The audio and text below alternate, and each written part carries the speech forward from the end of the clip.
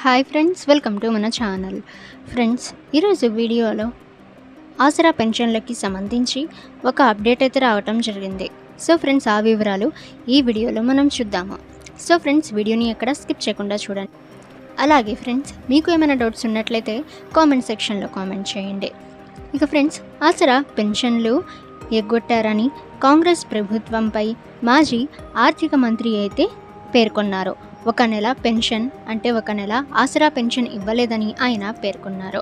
ఎవరైతే ఆసరా లబ్ధిదారులు ఉన్నారో వాళ్ళందరికీ కూడా ఒక నెల యొక్క ఆసరా పెన్షన్ ఇవ్వలేదని మాజీ ఆర్థిక మంత్రి పేర్కొన్నారు. సో ఫ్రెండ్స్, 1200 కోట్లు ఎగ్గొట్టిన సర్కార్ అని ఆయన పేర్కొన్నారు. జనవరి నెల పింఛన్లు అంటే 1200 కోట్లు ఈ నగదు అయితే ఆసరా పెన్షన్, కానీ ఈ నగదు పంపిణీ చేయలేదు అని మాజీ ఆర్థిక మంత్రి అయితే పేర్కొన్నారు.